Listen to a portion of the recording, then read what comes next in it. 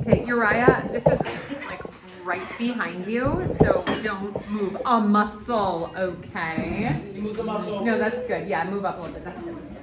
All right, just don't move backwards. Don't sneeze. Don't do anything. And everybody will be fine. Okay, so we're starting with number 9 for this. And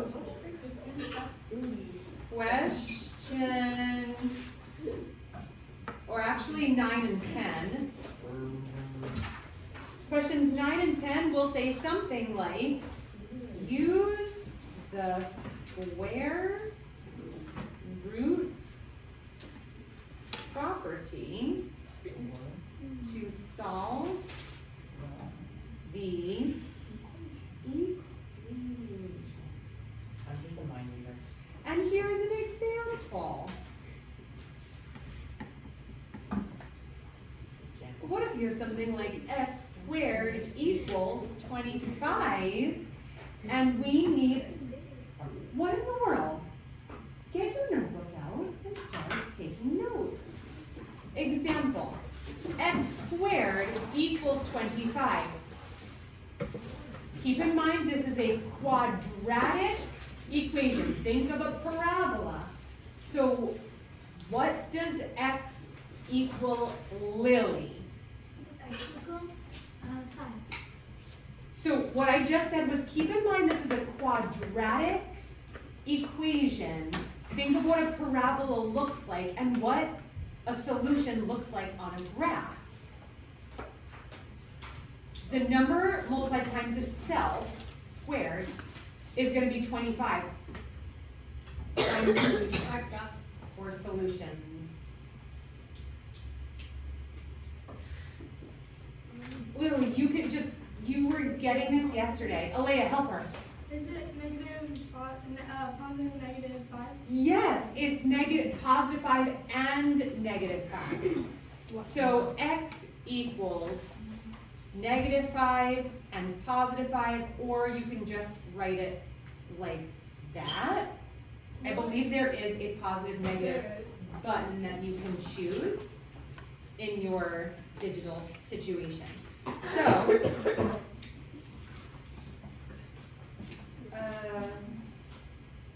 I think that's pretty self-explanatory, right? Do I have to write a note that says, make sure you get the positive and negative version of the number? If you have this in your notes, you'll know how to do it, right?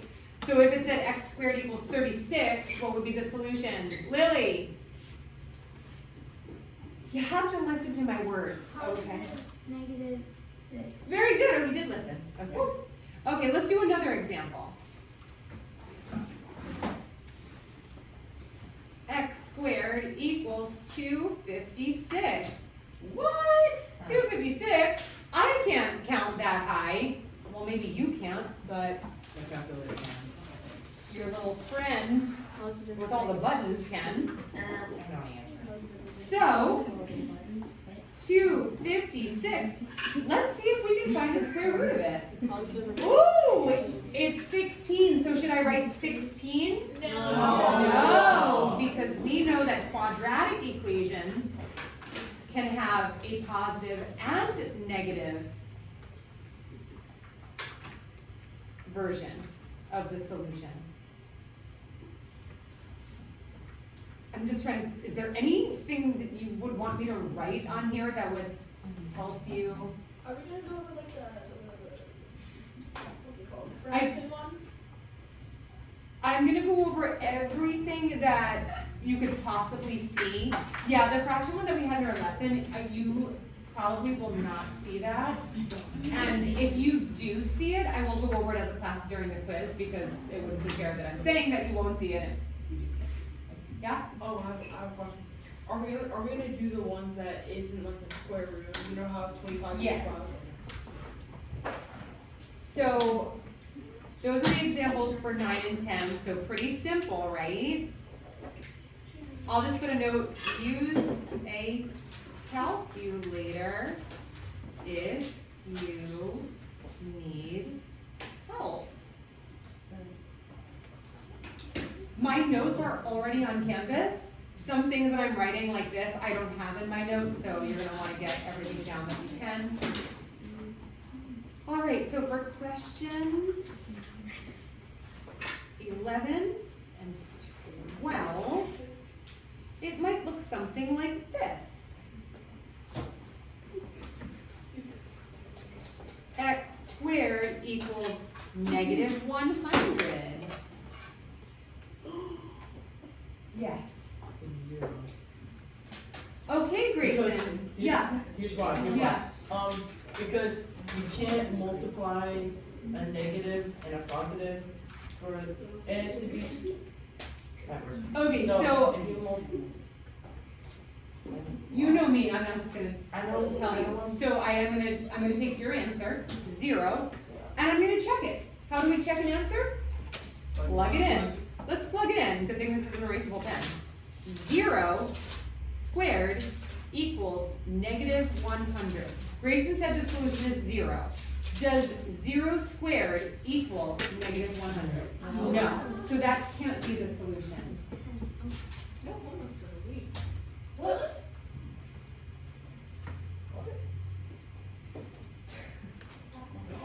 Jack, what is it?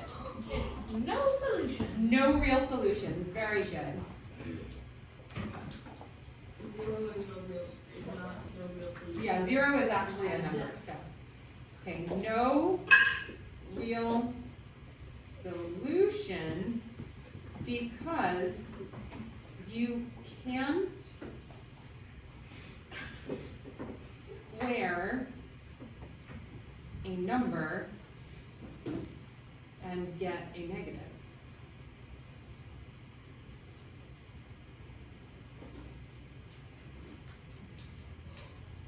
Does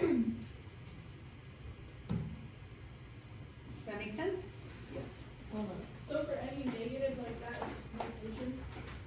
Yes, if it comes down to x squared equaling a negative.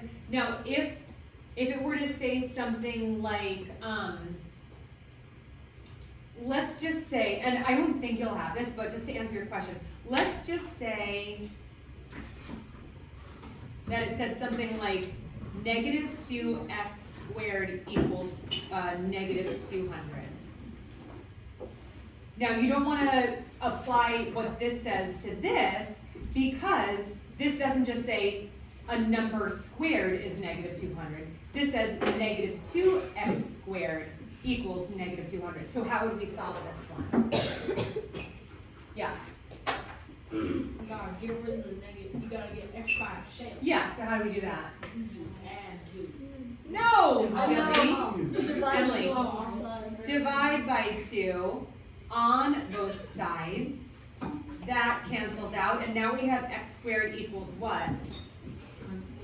Positive 100. So what's x? Positive or negative? Positive or negative 10. We have to break that habit, and I fall into the same trap because we always think of square roots as positive. They also can be negative. So, Jocelyn, do you see how in this kind of situation where you have a negative number over here, Yeah. when you actually start solving for x, it would cancel out the negative, and therefore you can get a solution? Okay.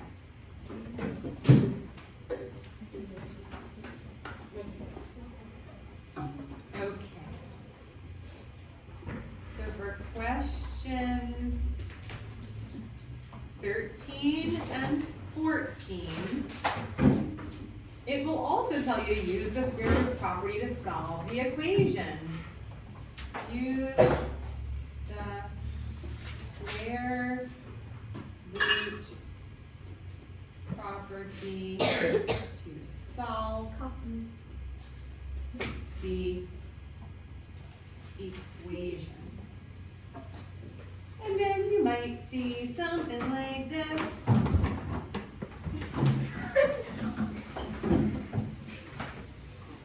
It might look something like this. X squared equals 192. Well, I'm gonna get out my calculator and find out what the square root of 192 is. And I'll just put the positive and negative version of that. I'm gonna go 192, I'm gonna find the square root of what? 14,000. It's a decimal number that keeps going on forever. So So then after that you do the thing where like you wanna find miss like this? multiple. If you want this, you gotta go pee-pees, you go do it.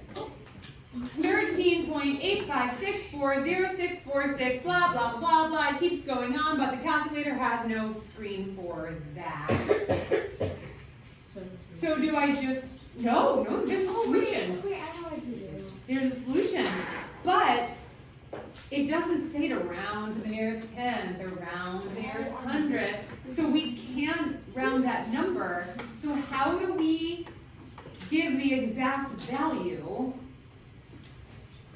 I can't write the exact value because it goes on forever, and I can't round it because then that wouldn't be exact, Bo. You find what two numbers multiplied equal 192. Yeah, two factors, right? Any two factors. So what I have to do is find two numbers.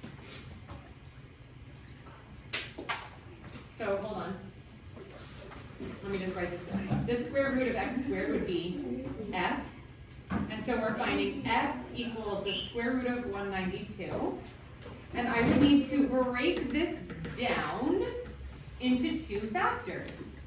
I highly recommend searching for a perfect square factor. It'll be so much easier.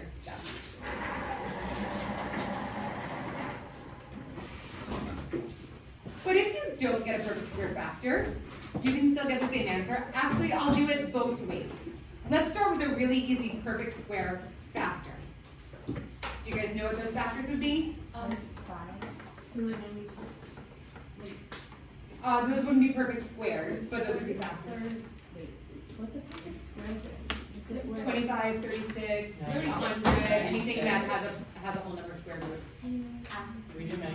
Can you guys use your calculator to try? Yeah, 64 and 3. Thank you. He used his calculator. Very smart.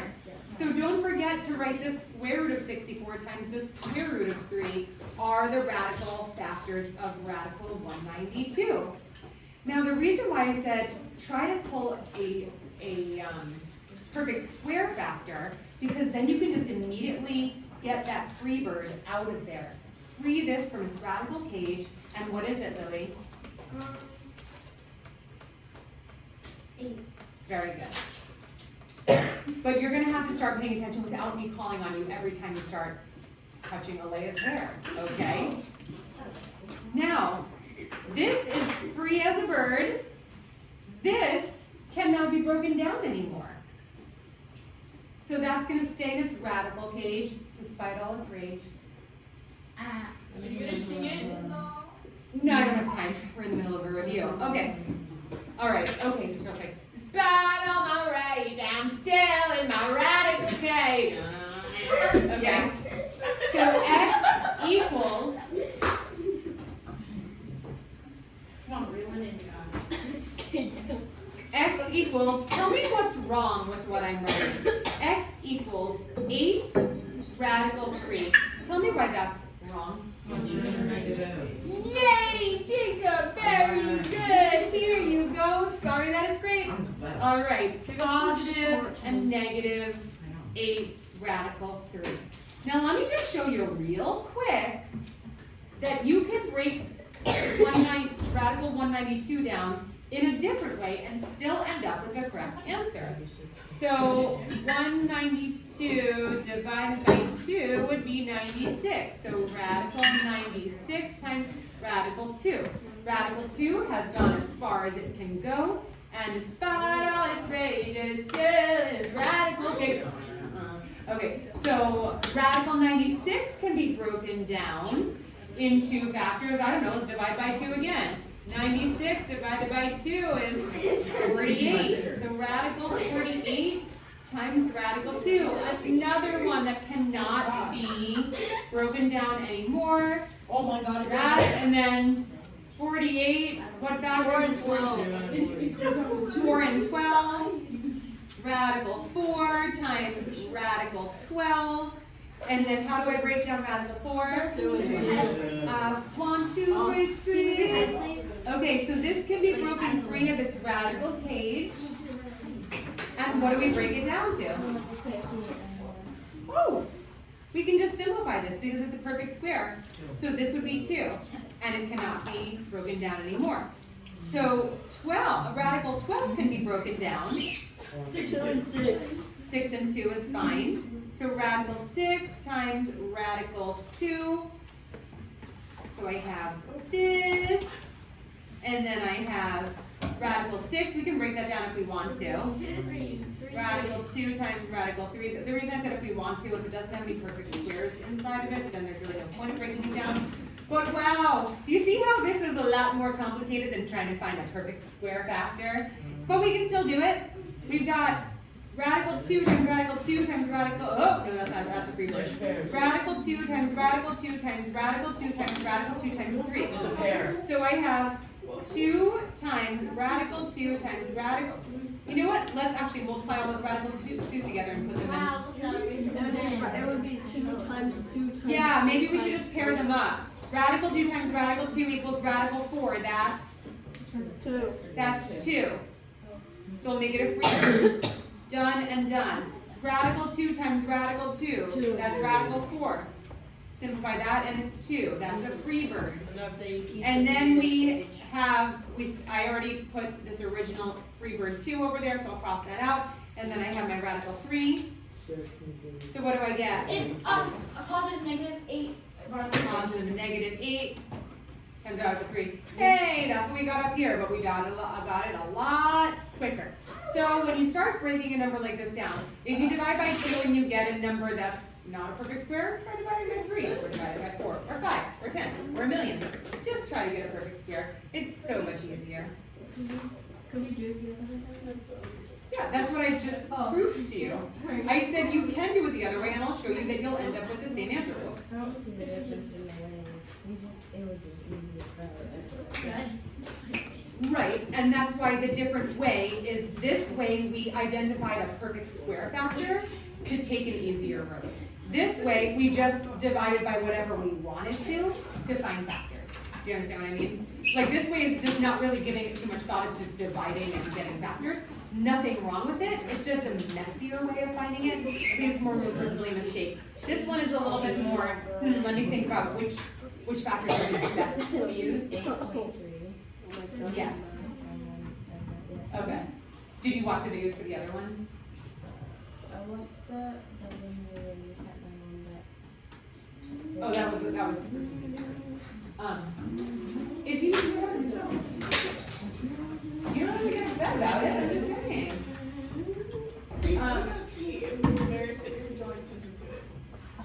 Everybody pees. Yeah, some people are. It'd be a much more awkward if I was like, "Do you have to go poop?" For some reason, we don't like that. All right, go, Grayson, go. This like is calling you crazy. Oh, I know you read it. He just did it. Did we really? Or he was just one. Yeah, I was just in there, so clearly didn't have to move back from that back. All right, let's try another one for this, okay? Here's another example. So this example, let's do x squared equals 125. Let's just do another one. Another one.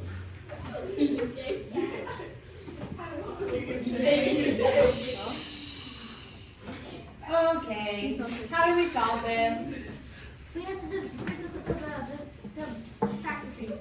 Factor tree, because we have to find square root of both sides. And that means x equals the square root of 125. Then we're going to break this down. Now try to think of a perfect square that can go into that. 5 and 25. 5 and 25. So we've got radical 5 times radical 25. And now this is free as a bird. And that's going to be on the outside of our radical. And this one cannot be broken down any further. So would it be Positive, negative, 5, and then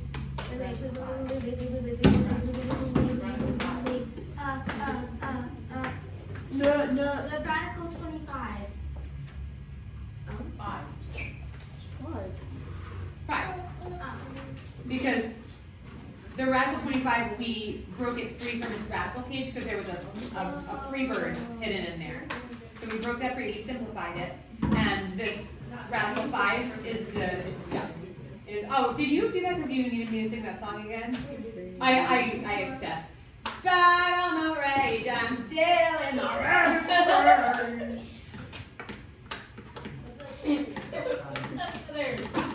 Let's do another one. All right, 2 more. Special plays. Special players. So, question 15.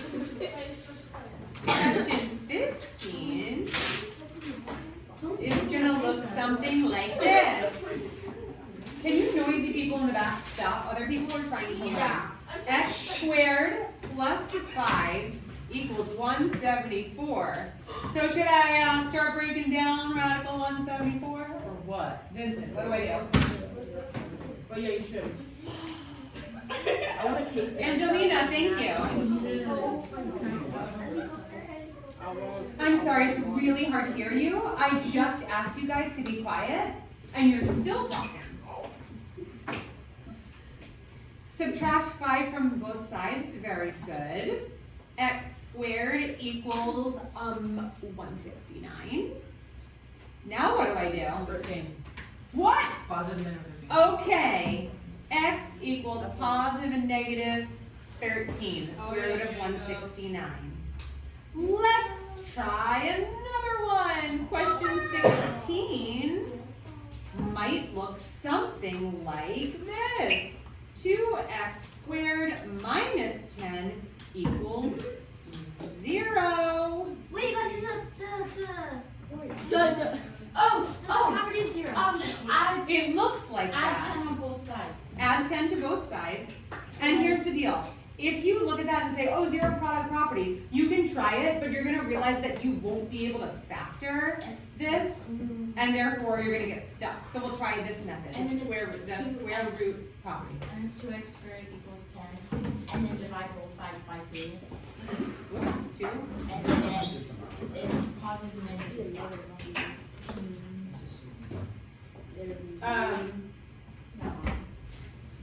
Well, hold on. Oh, So it's five. x squared equals the Minus square five. root of 5, and then x equals what? Oh, it's 2.5. Why is it? I just realized there's a mistake on my paper. Why is it Oh, the square root of 5? Oh, because I have to get x. 2.5. So, I'm sorry, I should have written the square root of x squared equals radical 5. So, the square root of x squared is x, and then radical 5 is just radical, positive, negative, radical 5. I just realized on Canvas, there is a mistake here. This is a correct answer, but I forgot to put these in radicals.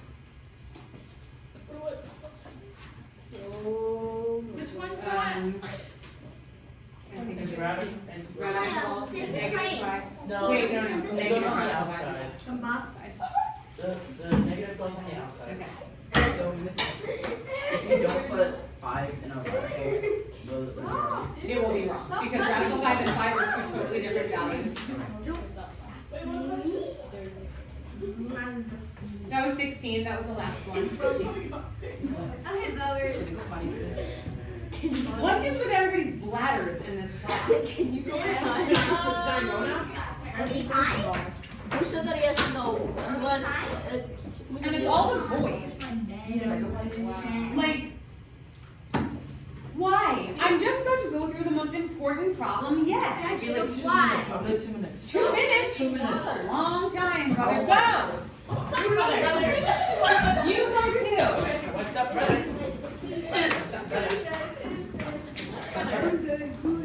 All right, now this is the question that is the hardest question on the quiz. That's why I want to go over it. I did go over it in the other video. 16, I said that like 16 times in the beginning of class, okay? You have to listen. I literally talked for the first several minutes of class talking about there are 16 questions. I'm going to go through half of them, the second half, and I did 1 through 8, the first half. 8 and 8 is 16, so there are lots of different ways that I said it. question 8, I already went over and it's on the video, but I want to go over it again because I want to do it in person with you guys. It's going to give you a figure of a rectangle, and it's going to say the total area of the figure. The total area of the figure is blah, blah, blah. It's not going to be the same number that I put on this, so don't get your numbers confused. I'm going to give you this number. Your number will be different on the quiz. The total area of the figure is 627 centimeters squared. It's going to say write an equation involving x, then solve for x. So it's going to have two parts to this. Now in this big rectangle where the total area is 627, yeah? Yeah. In this rectangle where the total area is 627, they break it up into a smaller rectangle with the dimensions 12 and 26. And then they give you some information that the distance from here to here is x, and the distance from here to here is also x, so the same distance. So we have to write an equation involving x. They give us the total area. How do we find the area of a rectangle? Length times width. So length times width equals 627. That's the total area. How can we represent the length of the entire rectangle? So from here to here is the length. From here to here, and it does not give us the number. From here to here is the length, but it does not give us the number. Take a second and look, because I only see about 3 hands raised, which scares me, because we've gone over this. What? The question is, how can we represent the length of this rectangle? From here all the way to here, how do we represent that length if it doesn't give us a number? Melanie, do you know? What? I can't hear you. Shh. Do you know how to represent this length from here to here if it doesn't give us the number? No? Lily, do you know? Alea, do you know? Is it x? Nope. Jocelyn, do you know?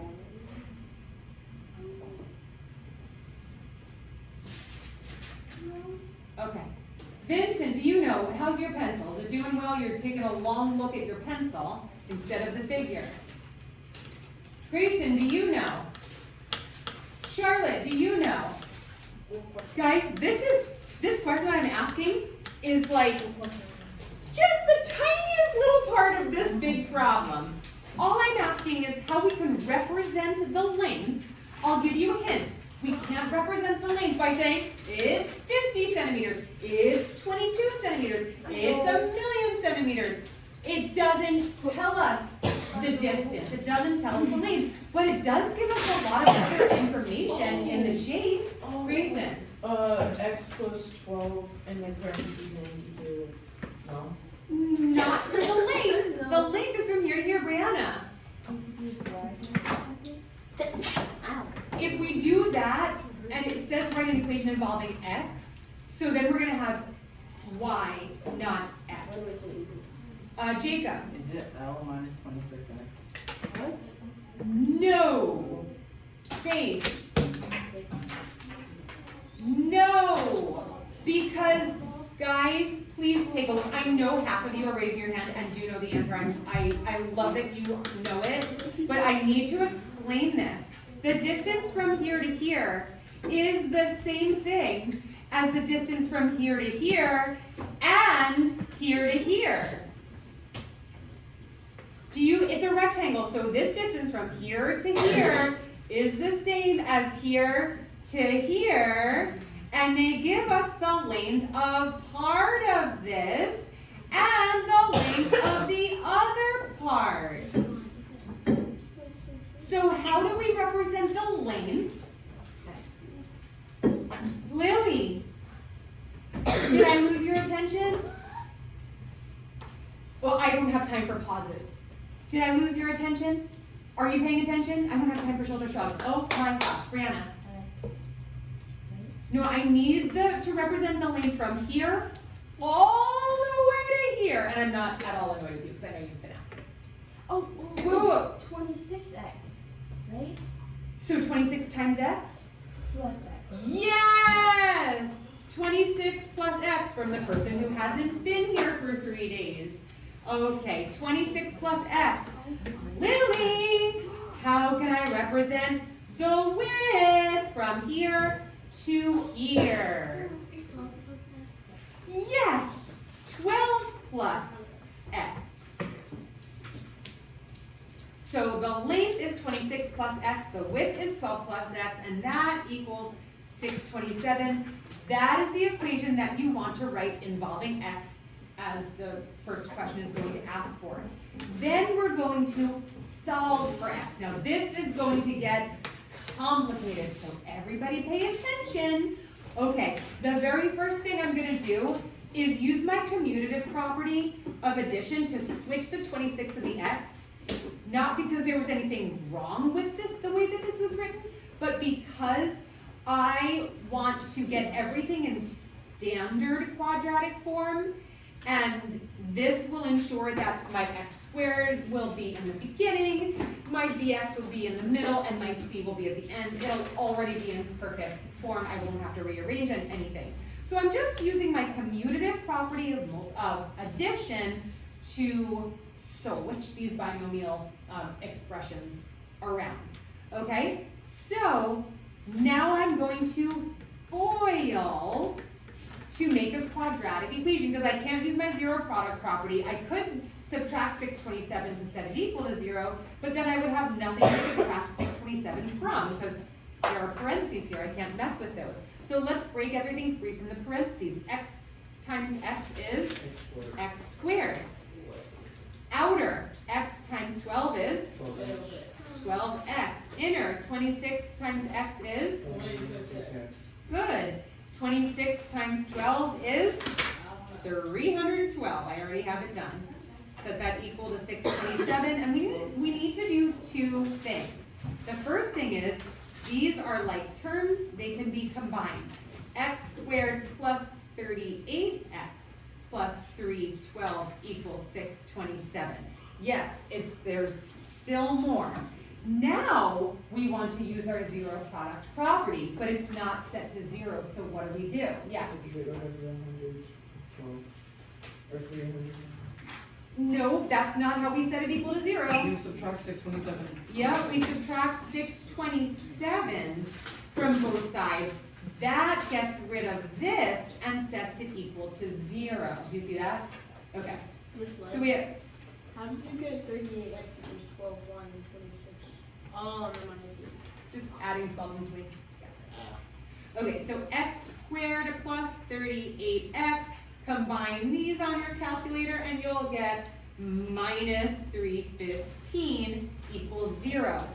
Now we can use our zero product property, but before we can do that, what do we need to do to this quadratic equation? Make it like Factor it. Very good. So we're going to factor it. And I have more detailed notes online. They look like that. I have all the steps right here. Factor it. Now this is super hard, and it is going to give you a hard one. You have to find the numbers that multiply to get 315 and add to get 37. It's going to require a lot of guessing on your calculator. So you take 315, you divide it by, I'm not going to divide it by 2 because it's not even. 315 divided by 3, I get a decimal, that's not going to work. 315 divided by 4 is a decimal. 315 divided by 5 is 63. So 63 times 5 is 315. I'll worry about those negatives in a second. Is there a way to add 63 and 5 to get 38? Is there a way to add, what if I make one of them negative? Because one of them has to be negative to get a product of negative 315. If I make one of them negative, can I get a positive 38? No. So I'm going to have to keep going. So 315 divided by 6 is a decimal number. 315 divided by 7 is 45.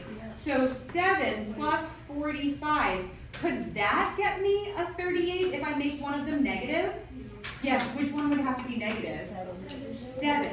So negative 7 times 45 will get me negative 315, and negative 7 plus 45 will get me positive 38.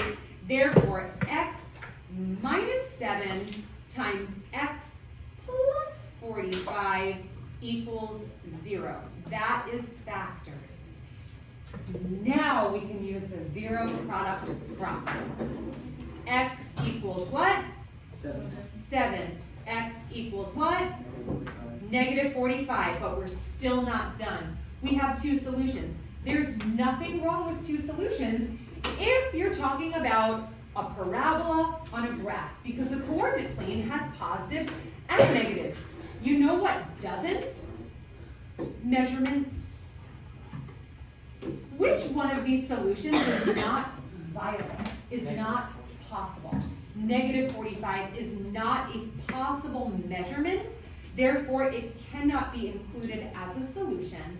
So this technically only has one viable solution, which is 7. Well, that was fun. It was so much fun. You know what I love doing? The same thing over and over in every single class. That was a joke. Love that.